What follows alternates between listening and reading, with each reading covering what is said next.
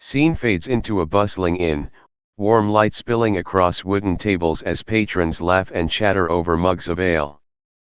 The air hums with lively conversation, but a particular topic dominates the room. In a small, crowded inn, whispers carried the weight of a legendary family's legacy.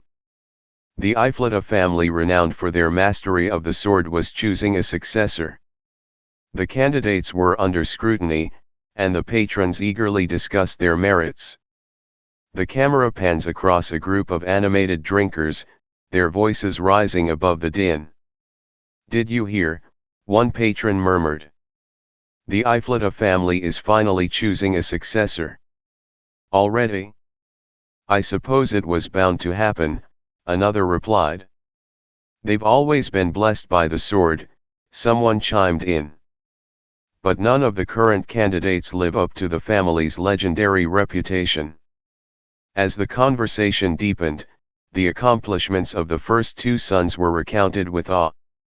The first master, Lion Ifeletta, was a warrior of unmatched strength, said one man, his voice tinged with admiration. His blade turned the tide in countless battles against beasts that terrorized the land. "And his younger brother, Lloyd," another added. "They say he's so fast he can slice raindrops before they touch the ground." But then, the tone shifted, darkened by ridicule. "The third son, Riley. What a disgrace. Didn't he get a title for swordsmanship once?" someone scoffed. "A pity title, more like. Lazy by nature, he's a stain on the Ifeletta name." "Didn't he grab a sword the moment he was born?" another jeered. "What a waste of potential." At a table near the back, a young man named Ian sat silently, his jaw clenched as he listened. His eyes burned with barely contained fury as the insults piled up. Finally, he could take no more. Ian shot to his feet, slamming his fist on the table, silencing the room in an instant. "How dare you? You insolent fools!" Ian growled, his voice trembling with rage. "What did you just say about the third swordsman of the Ifeletta house?" The room fell silent, every pair of eyes fixed on Ian as he continued. "Riley Ifeletta is not a blemish on this family," Ian shouted, his voice echoing through the inn. "While you sit here gossiping, the young master trains tirelessly. Don't you dare insult someone you don't understand."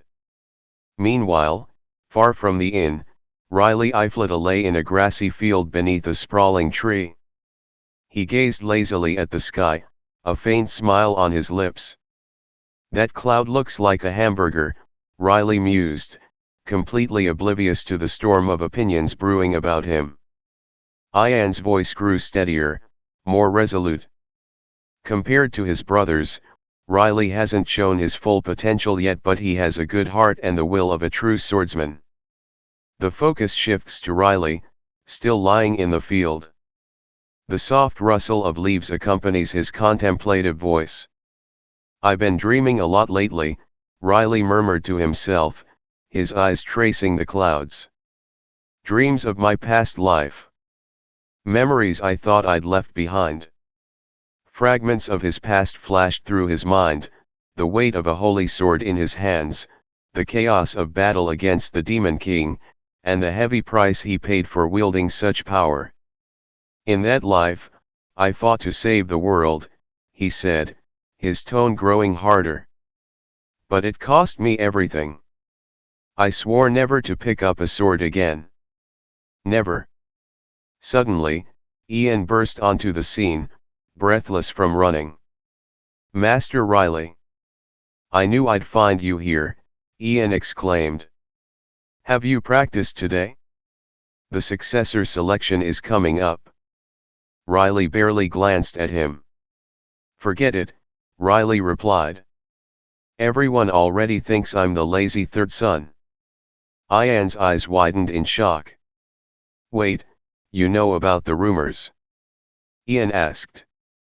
"Of course," Riley said with a shrug. Why bother disproving them when they're true? How can you say that? Ian cried. Don't you care what people think? No, Riley said, turning his gaze back to the sky. I've learned not to live for others' opinions. That's a lesson I learned the hard way in my past life. Ian stared at him, dumbfounded. Past life? You've only lived 19 years.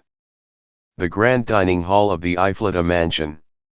Ian stood before Riley's mother, his voice laced with urgency. Madam, the successor selection is near, Ian began. Doesn't Master Riley need to take it seriously? He can't just sit idle. Riley's mother, calm and composed, gave him a gentle smile.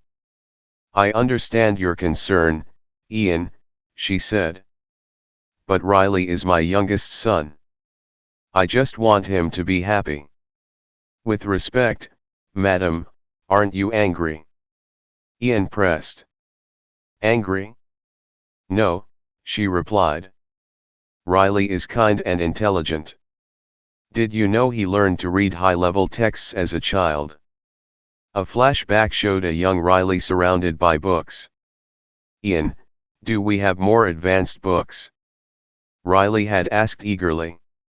Master Riley, Ian had replied, stunned, you've already finished all the medical texts in this section. Back in the present, Ian clenched his fists, his frustration palpable. That's why he can't waste his talent. Ian exclaimed. But before anyone could respond, Riley's mother suddenly coughed violently, blood staining her napkin. The room froze. Riley, she gasped, her voice weak. Madam! Ian shouted. Get a hold of yourself. Someone call for help. Panic gripped the room as Riley's voice cracked with desperation. Mother!